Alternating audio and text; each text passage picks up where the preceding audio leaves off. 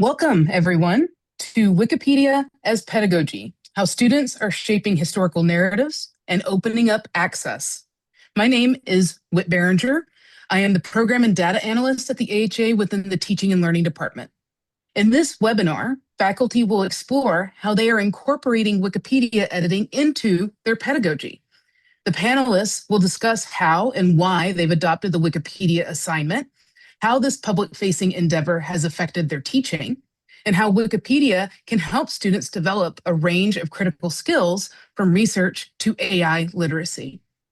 This event is presented in partnership with WikiEducation, an AHA-affiliated society that runs programs that seek to build connections between universities and Wikipedia and other Wikimedia projects in the United States. The discussion today will be moderated by Helaine Blumenthal, Senior Program Manager at WikiEducation. In this role, she oversees the Wikipedia student program, wherein faculty incorporate Wikipedia editing into their pedagogy. In addition to supporting faculty and students, Helaine partners with a range of constituents to bridge the worlds of academia and Wikipedia. She's a historian by training and is deeply committed to opening up knowledge and ensuring its reliability. Now I'll hand things over to Helaine. Excellent. Thank you so much, Whit. I just want to say thank you, first of all, to AHA, to Jacob and Whit for facilitating this and for making this happen. As Whit mentioned, my own training, my own background is as an historian, so I'm always happy to be back here in my academic home, so to speak. Before we jump into our roundtable session today, I just want to give everybody a little bit more background and context for the conversation that we're going to be having today. As Whit mentioned, WikiEducation is a small nonprofit organization. Our mission, broadly speaking, is to open up access to reliable knowledge, and we do that by working with faculty, subject matter experts, and students to improve content on Wikipedia and other wiki projects like Wikidata. The particular program that we're going to be speaking about today is called our Wikipedia Student Program, and that's where faculty, like the ones you'll hear from today, incorporate Wikipedia editing into their curricula. So they have their students contribute to Wikipedia as an assignment in their class, and where WikiEducation comes in is we provide all of the support and infrastructure to make this happen, to help these faculty integrate these assignments into their class. So we provide a suite of tools and resources, from a digital tool called the dashboard that in many respects is kind of like a Canvas or Blackboard, but specifically for the Wikipedia assignment. Suite of training modules and exercises that familiarize students and faculty to the basics of Wikipedia editing, and then staff support like myself, who are always available to shepherd our students and our faculty through this experience. This program has been operating since 2010. In that time, we have worked with roughly 8,000 classes, and about over 150,000 students have contributed to more than 165,000 articles on English Wikipedia, and they have contributed more than 125 million words to English Wikipedia. And to give you a sense of that, is the equivalent of roughly 91 volumes of a printed encyclopedia. So the program is quite robust. We're regularly supporting 350 classes a semester with about 6,000 students. We do only, our organization does only work with faculty at post-secondary institutions in the US and in Canada, although we're always happy to advise folks that are outside of this region to their own local Wikipedia resources. And I would be remiss if I did not mention that this program is entirely free. So it's a fully funded initiative and there's no cost to participate. Okay, I think with that, and then I'll say one more thing. In terms of the structure of how this is going to work. So it's going to be a roundtable discussion. I'm going to be posing questions to our panelists, and I'm hoping we'll have a really great discussion, and I think we will. They're amazing folks, and I'm really glad that we all get to hear from them today. We are going to leave time for Q&A at the end, so please feel free to put your questions into that Q&A box. Okay, with that, I think we're going to jump in here. All right, I'm going to have the panelists introduce themselves. So, uh, go ahead and introduce yourselves. Tell us your name, your institution, and your area of expertise. Allison, would you mind getting us started? Sure thing. My name is Allison Marsh. I'm a public historian of technology, and I'm in the Department of Women and Gender Studies at the University of South Carolina. Great. Jasmine, how about you? Hello, everyone. My name is Jasmine Noel Yarish. I am a political scientist by training. Therefore, my interaction with history is through political theory. I'm a political theorist, and therefore, intellectual history is my kind of specialty in the historical realm. And I teach at the University of the District of Columbia, the only public university in the nation's capital and the second oldest HBCU in the country. Thank you. And Maura, how about you go? Hi, I'm Maura Hametz. I'm a professor of history at James Madison University, and my area of expertise is 19th and 20th century Europe, specifically in the Habsburg Empire and Italy. Wonderful. Thank you so much again, Allison, Jasmine, and Maura, for agreeing to be here today. Okay, so my next question is for everyone. Tell us your Wikipedia origin story. What motivated you to adopt the Wikipedia assignment, and in which classes have you used it? We'll go back. We'll reverse order this time. Maura, why don't you start us off? So actually, the first Wikipedia assignment I ever gave my students, I look back, was in 2009. And I actually asked them to compare Wikipedia with something else that they were reading. And ever since that time, it seemed to me that's where students were reading. And that's where students were willing to look. And that's where they were starting. So instead of fighting them, I think I wanted to join them. And so last year I began to work with Helaine and with WikiEducation, and I've used it in courses at all levels, from 100 level introductory courses to master's level classes. The editing project has only been in an upper division undergraduate class. Excellent. Thanks, Maura. Jasmine. So my origin story to the WikiEducation happened through a program with the Washington Research Library Consortium here in DC. So the Washington Research Library Consortium had a program to get faculty to integrate open education resources, or OER resources, into their classes. And at the time, I was transitioning to start to teach our U.S. history series, which is History 1 and 2. 1 is everything up to 1865, 2 is 1865 forward, because unfortunately we no longer have a history program at UDC. But we do have a few classes that have to be taught for mostly our education students. So people that are majoring in early childhood education, elementary education, human development. But also a lot of political science students take the classes as well. So I was trying to integrate OER resources for these new classes that I was going to teach. And I came across the Wiki assignment as I was like, oh, this is an OER assignment too. It's not just about the sources. How about I think about integrating an open education resource that's an assignment? And I really liked that kind of bookending, or kind of like circular function of learning for the students. I thought it was an interesting way to go about the pedagogy. So I was able to start to integrate it there. And in my first class, the class that's before 1865, I have the students edit an article on a monument in DC beyond the National Mall. So they have to pick something that's related to anything in the history before 1865 that's not on the National Mall. And in the second class, I have them look at historic homes in DC, because there's a lot of them, and they can't do the White House, anything but the White House, right? And I'll talk a little bit more later about why those things. But Allison's next. Yeah. Okay. Well, having done one of these roundtables before, I realized that I had an earlier Wikipedia origin story than I had originally been thinking about, because when I first came to the University of South Carolina, I did have a Wikipedia assignment in my graduate seminar for public history students on the history and theory of museums. At that point in the early 2000 teens, the Wikipedia entry for museums was really not great. And so it turned out, so I had a time I just said, students, you have to add something to improve this.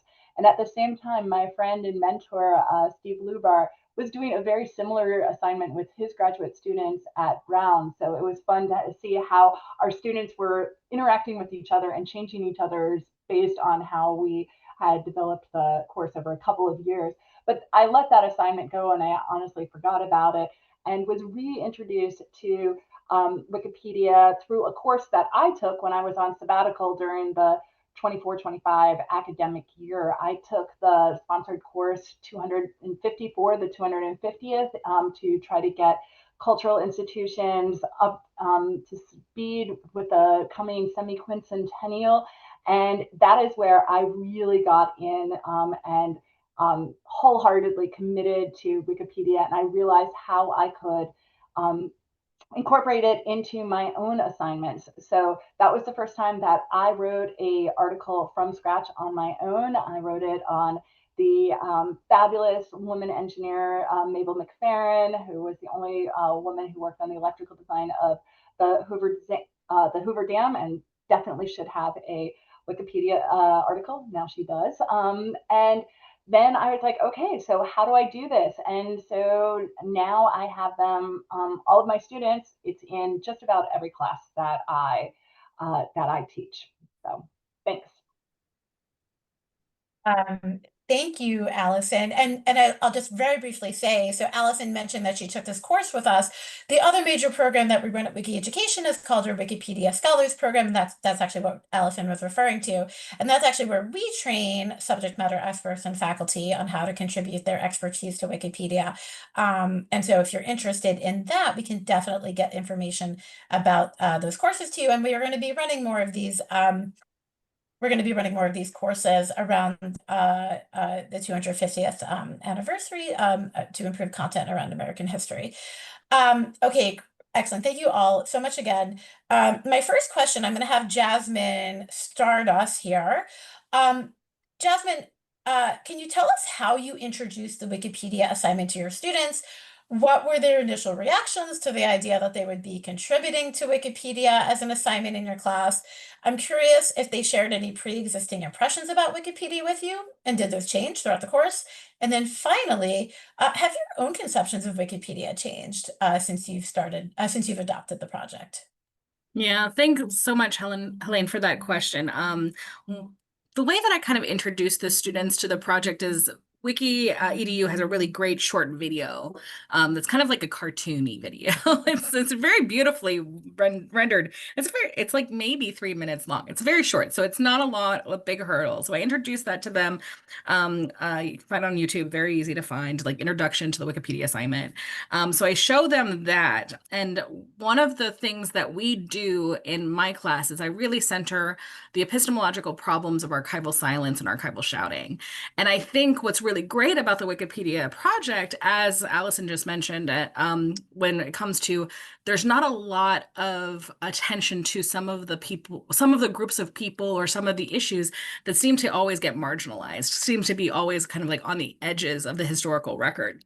So because we start with the question of what is archival silence, how does it relate to something called archival shouting? What does that mean? How are archives developed? And we can think of Wikipedia itself as kind of an archive in a way, especially when we start to think about how students can contribute not just to the content in an article, but to the metadata and how the articles speak to one another and traffic students from one article to another.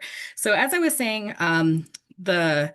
the archival silence part, right, is that kind of part where I have the students try to integrate into their articles stuff around the 3 major groups that are introduced to them in their U.S. history book, which is also an OER source. So Native Americans and Native Americans or Indigenous Americans, African Americans, and immigrants. So when they're doing their articles on the monuments, they are trying to find those monuments that relate to those issues so that they can, fill the gaps a little bit more. And also, monuments are clearly a good example of archival shouting, right? It's literally a shouting in the street, hey, pay attention to this person. So then the students get to also unpack what that means. So if they do work with a monument that is much more prominent, or is a person that is or is figuring a person at the center of a lot of history, say rich men, rich white men, etc.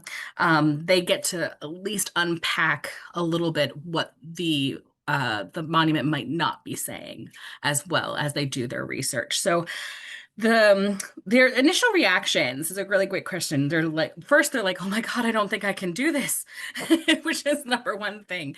And they're like, but I was told, and then the second thing they always say, but my other teachers tell me never to use Wikipedia. And I was like, okay, here we go. Now we have to have a conversation about what does it mean to use a tertiary source? So I have to talk to them a little bit about the different kinds of sources and what that means, and what they're doing is actually doing the research. Their opinions change over time, because then they realize how much research really it does take to contribute to Wikipedia. And a lot of them, some of them don't even get there entirely by the end of the course. Because it is a 100 level course, I don't demand that they add anything. I demand that they engage with the training, and that they reflect on what the process is. So in the end, they really realize that it's not just an open chat, right? It's not a Reddit file. It's not the things that we assume it is. That yes, you have to pay attention to the sources, and that's really lovely.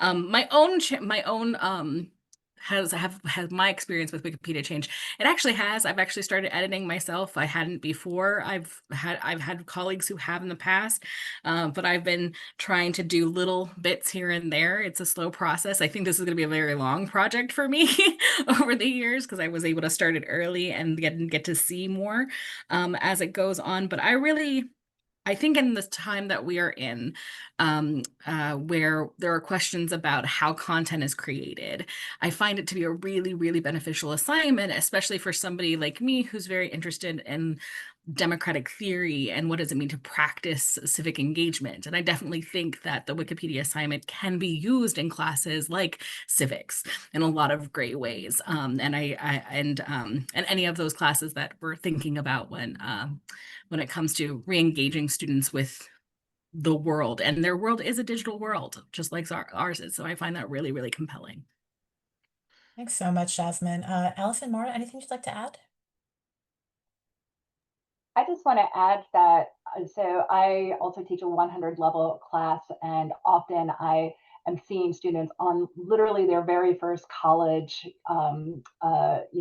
experience day, and just about universally, to a T, every single one of them has said that every single teacher has always told them never to use Wikipedia.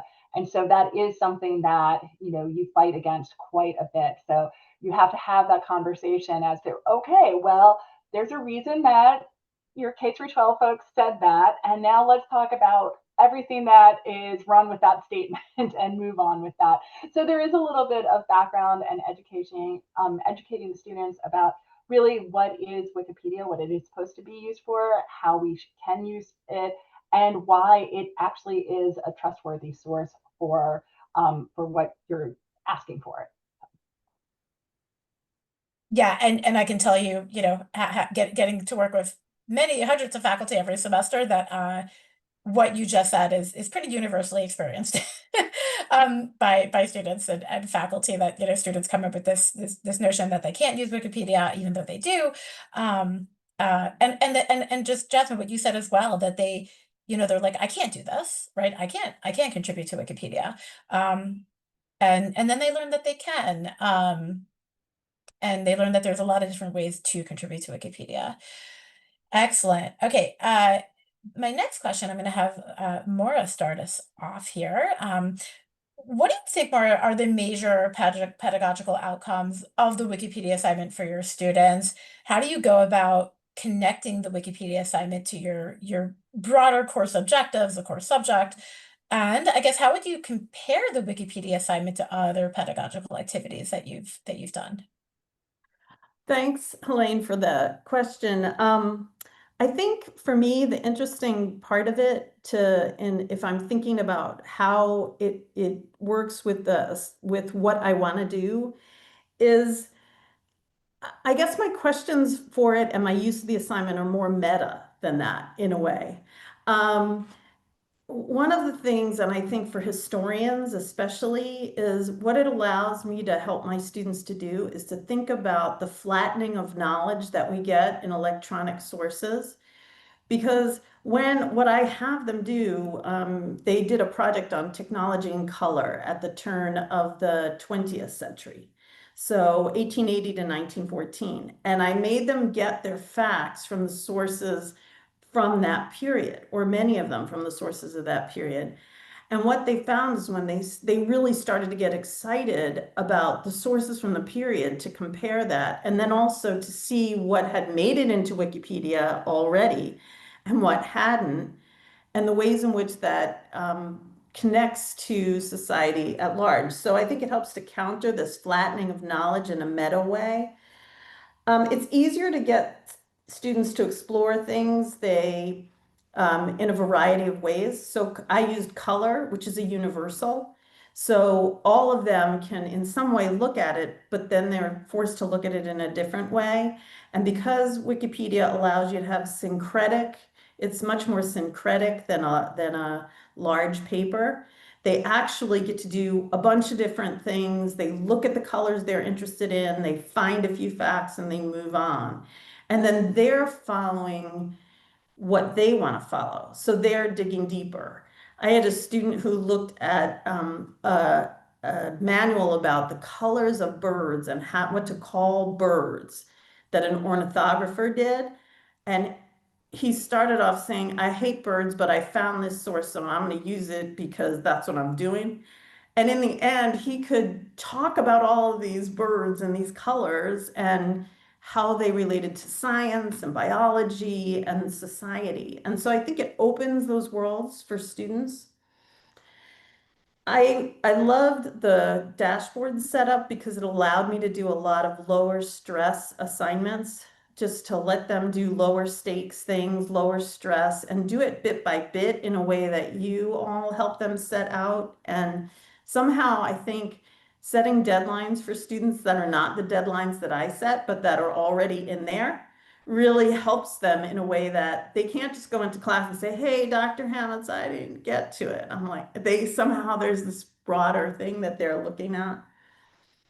And I actually want to read how a student described it being different from a traditional writing project. And it's just a quick thing that he wrote.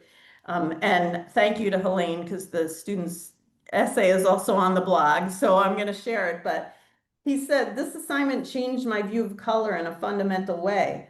I came in thinking about color as an aesthetic phenomenon, as a question of what is pleasing or fashionable or symbolically meaningful.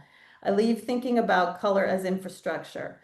The color of a railroad car was a standardization problem. The color of a dress was a supply chain problem. The color of a military uniform was a chemistry problem, a geopolitics problem, and an industrial production problem all at once. That student got it.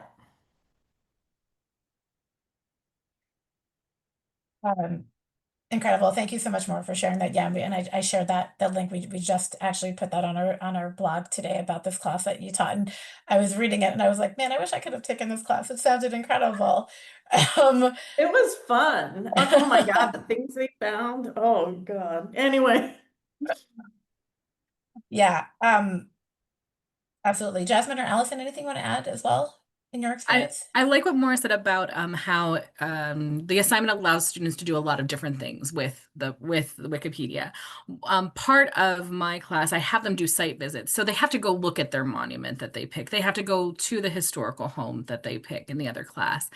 And that also gives them an opportunity to take pictures and update some of the pictures that are on Wikipedia, which is really, really great because those pictures need to be updated too on a regular basis, because, things change around them. And that is really, really helpful so that then the students understand how they can contribute to the collective Commons and that kind of, when it comes to like history and them being contributors to that, not just the history, but to the knowledge that is there so that people can have access to it. So that in other people who are looking at, a city that they've never visited, they might actually get to see pictures that are not, 30 years old, but things that are more updated for them. And they live here. We are the only public university in the nation's capital, and it is in our mission to contribute to the history and the knowledge that is shared about the district. So I find they get to be little scavenger hunters, and that's kind of fun too. Yeah, this really makes me think of years ago, one of our longtime faculty said to me that she tells her students, that there are multiple paths to improving content on Wikipedia. It's not always just about writing and adding words, it's adding citations, it's adding images, and sometimes it's reworking an article. Sometimes sometimes articles are poorly organized. It's restructuring it to make it more readable, and sometimes it's removing content. It's not always about adding content. It's removing content that is incorrect, outdated, whatever the issue may be. And I think that's one of the beauties of this project, is that there's so many different ways to engage with Wikipedia and with making it a better resource for everybody. Okay, excellent. Allison, we're gonna move on to you here as the first respondent here to take this question. So Wikipedia is by design in constant need of improvement and updating. But certain topics need more work than others. I think several of you have already alluded to this fact about Wikipedia. Topics related to women and other minority communities are often underdeveloped or totally missing from the Wikipedia space altogether, as well as topics that require highly specialized academic knowledge to tackle. So tackling these knowledge equity gaps, as we refer to them at WikiEducation and within kind of the broader Wikipedia universe, is a real driving force for us at the organization. And it's often why many of our faculty decide to adopt the Wikipedia assignment. Students have a real chance to write narratives that have been missing from public view, but these topics can be more challenging to write about and may encounter more pushback from the Wikipedia editing community. So Allison, can you tell us about your experience having your students edit in these types of subjects on Wikipedia? How do you talk to them about these challenges and the role that they can play in making Wikipedia a more representative space? Yes, great question. So I'm now in the Department of Women and Gender Studies, and the course that I have used this assignment in the most is in my Intro to Women and Gender Studies course, a 100 level intro class. And the main assignment I have for the students is to write a brand new article about a woman from South Carolina who does not yet have a Wikipedia article. And I just put in the parameters of a South Carolinian because I'm at the University of South Carolina. And so we have the library resources here to really support this. I don't, in fact, limit it to South Carolina. So for example, I have a student who I met with yesterday who is a biology major, and someone that she had been researching doesn't have an article, and she's like, can I do her? And I was like, yes, that is fine. The women in STEM movement also very much underrepresented. We can work on that one. But I just put in those limits to help the students a little bit. And in my mind, this assignment made perfect sense. I'm teaching Intro to Women and Gender Studies. You're writing an article about a woman. The very first time I taught it, though, in reading my course evaluations, I discovered that students had a disconnect between the assignment and what they had been learning in class, because in the class, we had a course reader and we were reading all these articles and having class discussion about the overall history of women's movements and health inequities and all these other different topics. And they didn't necessarily tie those directly to the Wikipedia assignment. So in the second iteration of the course, I tried to make this much more explicit. And so in the very first week of class, I assign an article that speaks directly to the gendered problems and the content gaps within Wikipedia. And I make it a point in talking about the assignment that we are writing biographies of women, And of all of the biographies on Wikipedia, just about 20% or less are of women. And you know what? Women are making up 50% of the population. Let's try to narrow that gap a little bit more. But the article is not just about the sheer number of biographies that are on there. The article also talks about how female editors sometimes get pushed aside in the communities, or find themselves doing more cleanup tasks as opposed to generating more content. And what does it mean to really have an inclusive community, and how do we build that community? And so suddenly it's not just about writing an article, but it is about creating a community and a structure that supports all people, regardless of gender, regardless of sexuality. And this is obviously something that carries over to other content gap areas, whether that is other minorities or other topics that have had less enthusiastic support and research in Wikipedia for whatever reason. And Wikipedia is a volunteer organization, so people move on what they want to do, and so sometimes that means some of the quieter areas need a little push to add that content in there. Yeah, absolutely. And just to follow up on that, so as Allison mentioned, so roughly 20% of Wikipedia's biographies are of women, but the diversity of who is contributing to Wikipedia really matters. Pretty consistently, we know that the bulk of the vast majority of people who actively contribute to Wikipedia are white, male, and from Western countries, and these folks are amazing. They do this all on a volunteer basis, but it obviously skews the type of content that is being added to Wikipedia. So one of the things that we try to do here at WikiEducation by virtue of this program and the programs that we run is to not just diversify the content, but diversify who is contributing to Wikipedia, because at the end of the day, Wikipedia is a community, and its policies are determined by that community. So having a diverse group of people, of voices who are developing these policies really does matter. Jasmine or Maura, anything you'd like to add? I guess I love what you do, Allison. I actually took it out of biography. And one of the things that I found is really interesting with color is, of course, a whole bunch of the men in the class chose khaki.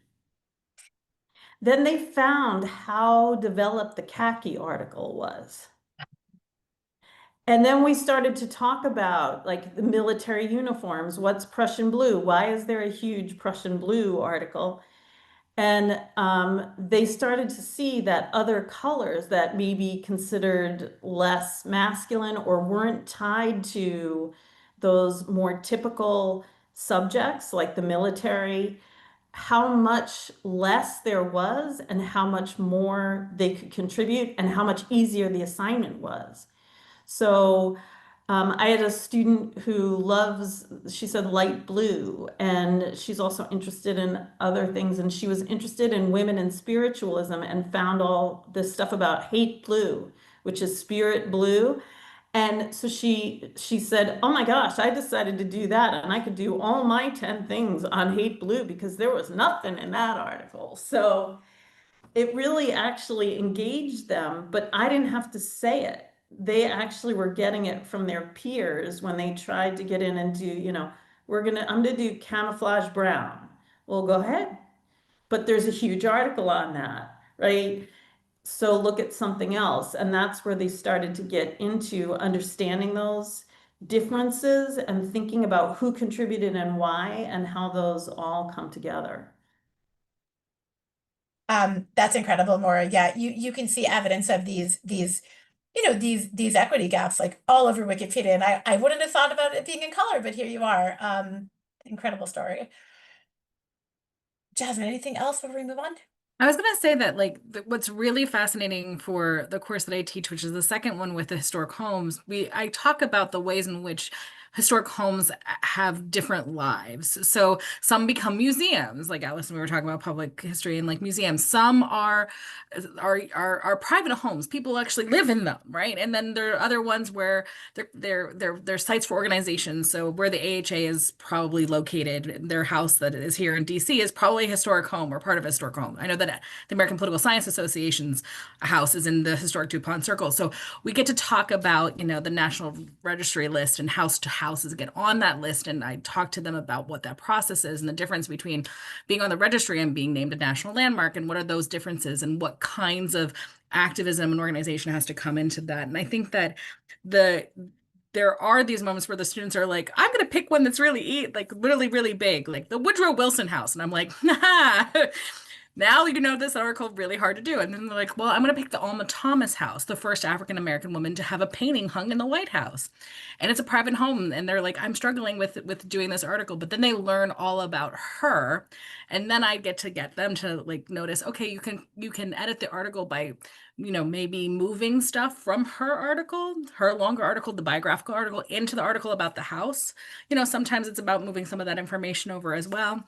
Sometimes it's, again, doing the metadata, connecting the articles that are not connected to other things like the organizations that she was part of. So I always find that that's where they can actually start to learn more about that depth of the people who tend to be left out or are not worked on as much.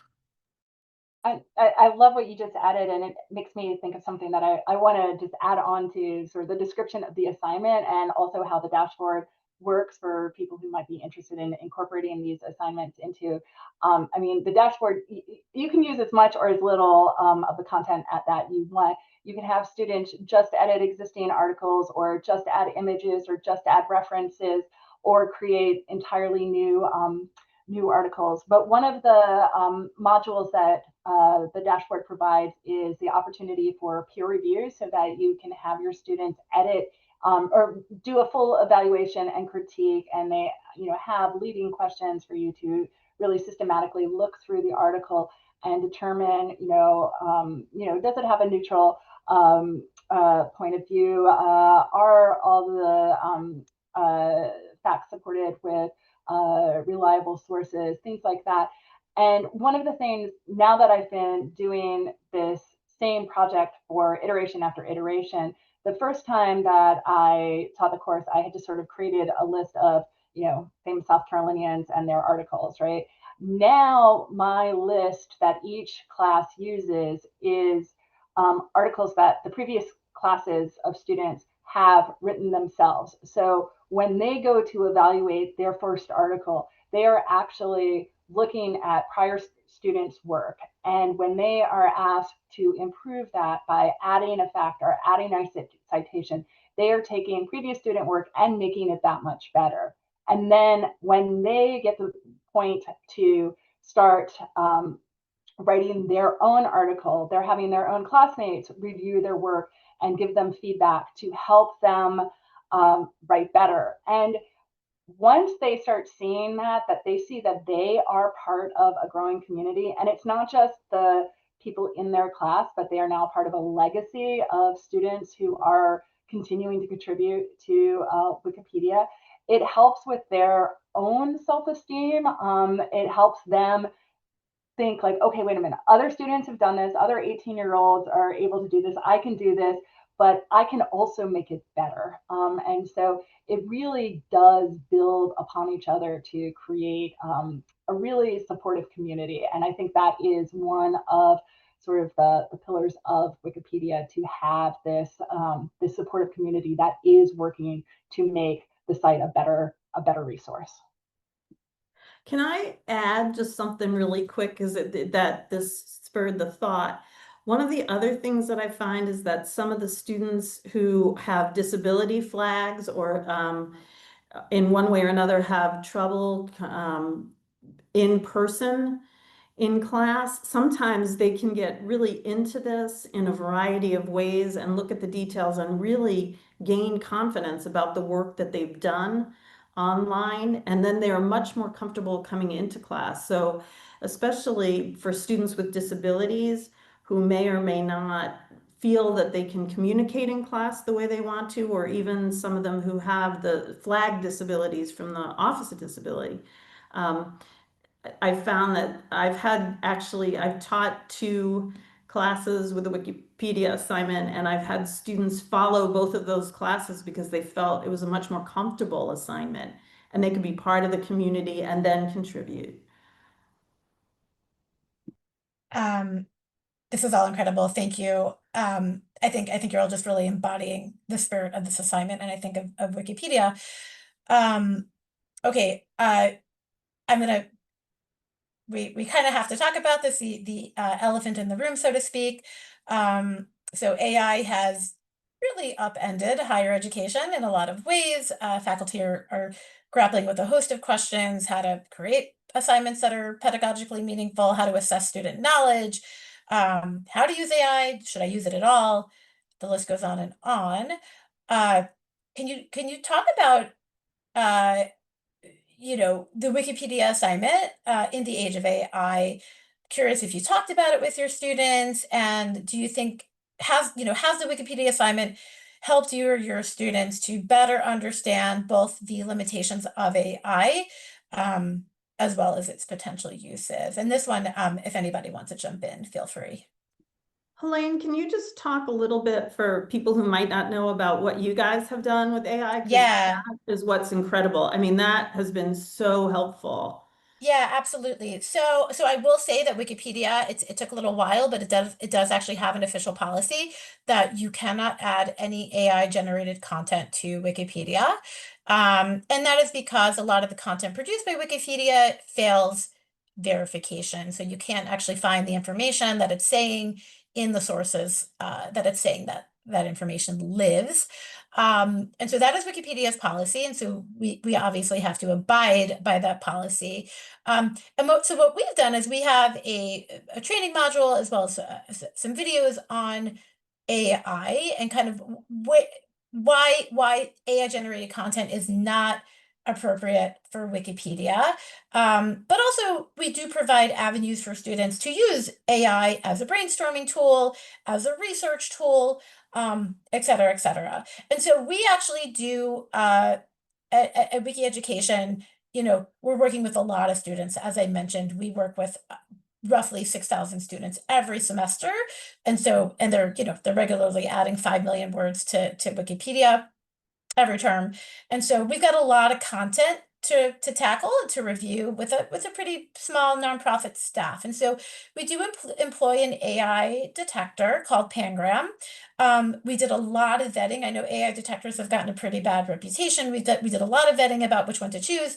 And we found that this one does a pretty decent job of flagging potentially AI generated content. And what that means for us at the organization, we're not using this as like a, hey, yeah, gotcha moment, but it's a moment when student work is flagged as potentially AI generated. We ask the students to go back and do a little extra work, right? Demonstrate that this information is actually in these sources, because that's the really critical part of keeping Wikipedia reliable and accurate. So that's kind of where we are with AI. So, and we're really trying to help students learn like how to use it, like where, and to understand how knowledge is constructed, and to also understand that, Wikipedia is often one of the main ways in which LLMs are trained. And so we want good content going into that training. We don't want LLM content being used to train LLMs. So that's our stance in a nutshell, as well as Wikipedia's. Thanks, Maura, though, for asking me to do that. I think that's really helpful. One of the things that I found really helpful is the students, when they get they get a survey emailed to them if they get triggered, if the indicator gets triggered, and the students have to respond to the survey. What I get is the students sending it to me going, oh my God, I did not do this. I did not do this. I was like, that's fine. Just respond to the survey. And I always tell them, respond to the survey. This is data collection. They're trying to understand what happened. And it's a lot of times, sometimes it gets flagged when the students are working in the sandbox, because the students are working in the sandbox and they might be copying and pasting from other like notebooks or like, other things. And it also registers bullet points as potentially also being AI generated. So they might be using bullet points just in their notations. And then I tell them, I was like, you reflect what you're doing in the survey, and then WikiEducation understands what's happening. I understand what's happening because I also get that information, and then they feel a little bit better about it. But I do like this question. I am the reluctant person to deal with the AI question because I still feel like a lot of us are just learning as we're going, and there's so much learning as we're going. So what I like to do is I talk to the students about what is their engagement with artificial intelligence or generative artificial intelligence software systems. I remind them that if they're engaging with those systems, they're not engaging with community. They're not engaging with people. They're literally just engaging with capital. And this is the little Marxist in me that shows up and says, you're engaging with a market of data points, a market of a series of things that wants to be as efficient as possible and give you a quick answer. That quick answer might not be correct.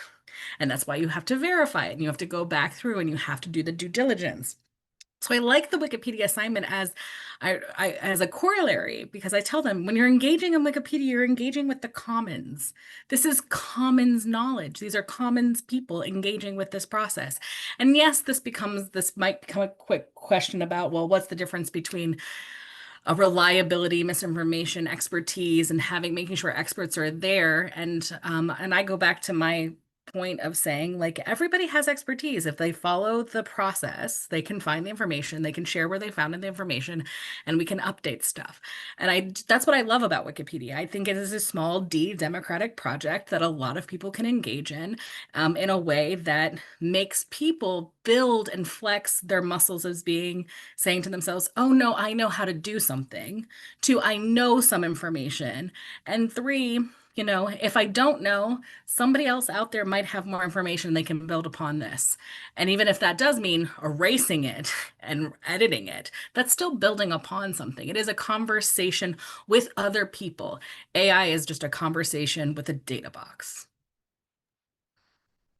I have a number of things to add on to this. So, I love what you said, Jasmine, but first, to just follow up on the last point that Helaine made. So I just started an online version of my summer course on Monday, and when I do the online class, I always meet with all of the students virtually for just 15 minutes, so that I'm not a nameless, faceless bot who sends demanding emails, but that I'm a real human who's going to be grading their stuff. And when I had asked them about what their thoughts about Wikipedia are, and we got that answer of like, hey, I was told not to use it. I specifically said, well, you know what? AI is using Wikipedia right now. It is being trained. So all of those little Google summaries, a lot of that information is being scraped from Wikipedia. So it is in our best interest to make sure that Wikipedia is as reliable as possible. So that's like in kind of day one, like, hey, why our assignment matters aspect. But then, yes, if students do get flagged for use of AI or unauthorized use of AI with their assignments, it's one thing for me to put it in the syllabus and say this is plagiarism and plagiarism is bad and it's against our honor code. It is another thing to have an entire community flag you and have, like, if you have accidentally published your work to the main space and then suddenly it is being pulled down and you realize that there actually are real world consequences. So it is not just, hey, I'm going to refer you to the Office of Academic Integrity. There's actual people out there who are offended by the work that you're doing, and students realize that what they have done is wrong.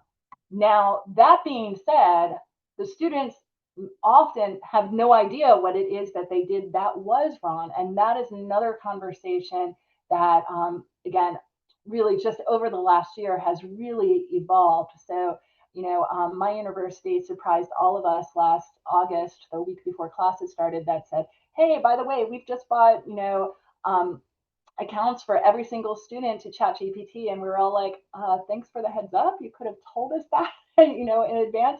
And so without any warning, we were just sort of thrown into everybody has access to everything. But the thing that really was interesting that triggered it was as much as students had been told from day one not to ever use Wikipedia, they had all been told that they should use Grammarly. And when Grammarly went from just helping you with punctuation and subject verb agreement to now suggesting sentence completion or better paragraphs, it is suddenly incorporating AI into it. And so students who had been told since middle school, you know, their middle schools had subscriptions to Grammarly for them to use, now are getting the message that no, Grammarly is AI and AI is bad. Students have to readjust and begin to understand what are the limits and what is really happening. So it's not, it becomes a much more nuanced, much more complex question of what is AI and how is it infiltrating our world? And Helaine, you might want to talk a little bit about that. Yeah, I'll just say I want to leave a couple minutes for Q&A, but I'll just, Grammarly's been really challenging for us because, again, so many students have used it. They've used it their whole academic careers, and now it's very much operating like a chatbot, like ChatGPT, like Gemini, in that it will totally rewrite paragraphs and it will do all the things that AI does. You know, hallucinate information, hallucinate sources, mismatch information to citations. So it's complicated, and I think this is changing so rapidly that the students don't even know that this is what is happening. And so our guidance is constantly updating. We are constantly updating the way we're thinking about this and looking and seeing, you know, what are the next steps. So it is a rapidly changing situation for everybody involved. Okay, I think we have a few moments here for Q&A. Was there anything in the Q&A box?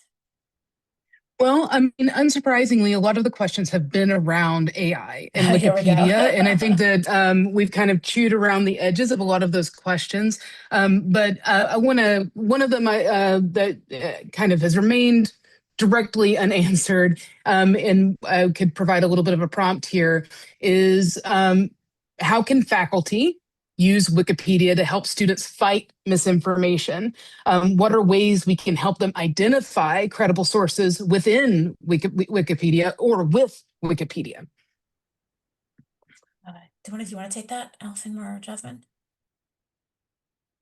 I mean, I'm going to totally steal an answer that someone on a panel that I was on gave the last roundtable, which was, you know, the best sort of fight here is actually the citation and referencing that is so important within Wikipedia. So, you know, every single fact needs to have a verifiable source on Wikipedia. And, you know, that is one of the things that, you know, we tell students over and over again is like, okay, make sure you have your citations, make sure you have your references.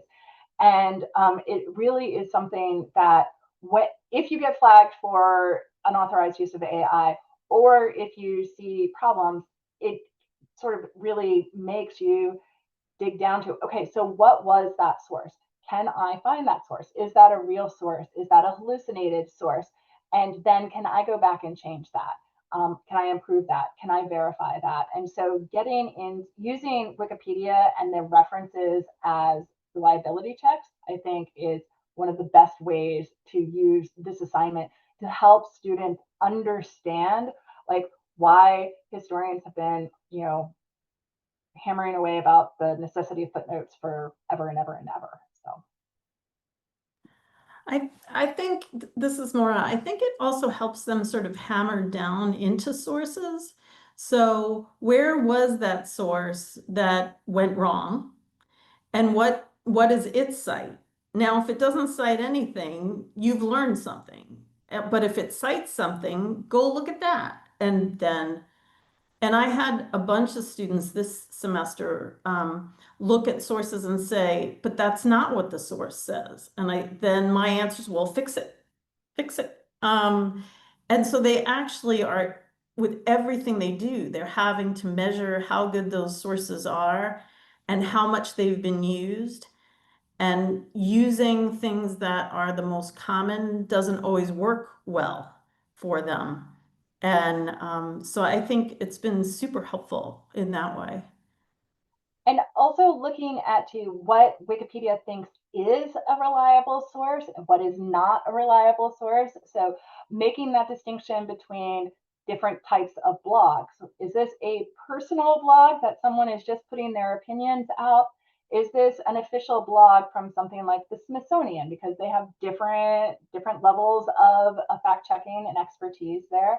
Why is ancestry.com not necessarily a reliable source? What happens with content that is just personally uploaded versus content that comes from an educational site or a library source or a published peer-reviewed article? Like, what are all of those different distinctions? And it opens up the realm for a much broader conversation about information and source reliability.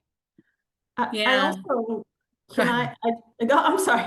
So and this is quick. So, and also for people who haven't used the sort of back things for Wikipedia, the articles, many of the articles, all of them are like on this red, green, yellow scale, so that you can actually look into the article and see how reliable it is, or how reliable Wikipedia thinks it is.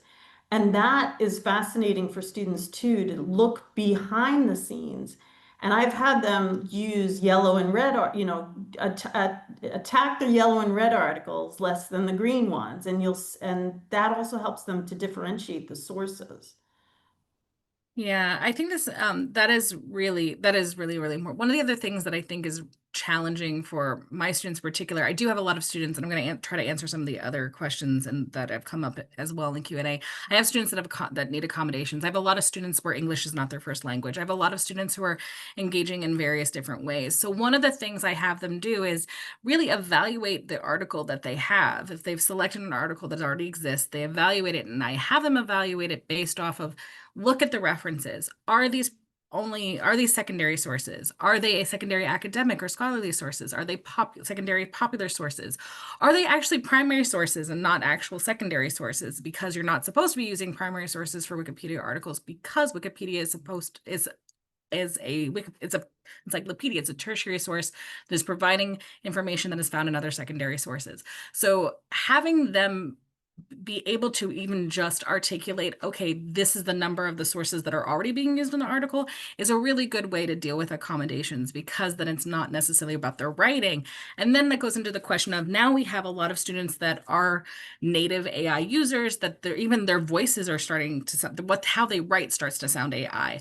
But it's about the critique. And I have them really a lot of my students, I have them engage with the critique of what the article actually is. What are the sources that are here? Can you find another source that you would use if you had more time to edit it, even if they never get to the editing? And I think that helps them get, it provides for accommodations for certain students. It provides them an ability to become a researcher and find their own voice when they've lost it by using so much LLMs in their lives. Thank you. Okay, I think we're more or less at the end here. I just wanted to say thank you so much again, Allison, Jasmine, and Maura. Thank you to Jake and Whit and to all of AHA for having us today. If you are interested in finding out more about how to do this in your own courses, please visit, and I think Jake, you put it here in the chat, teach.wikiedu.org. We'll be having an info session next week where you can sign up to learn about more of the the real logistics of how to get started here and the types of support that WikiEducation offers. So thank you so much again to everybody, and I think I'm passing it back to Whit. Is that correct? Or Jake? Yes, that's correct. Okay, here we go. So this concludes Wikipedia's Pedagogy, how students are shaping historical narratives and opening up access. Thank you to our speakers for this engaging conversation and for sharing your experiences with us today. For those who have been listening, if you're already an AHA member, thank you. If you're not a member of the AHA, we hope you'll consider joining to support programs like this. A recording of today's event will be emailed to you when it's available. Questions or feedback can be sent to ahaonline@historians.org. Thank you for joining us. Thank you. Thank you. Thank you, everyone.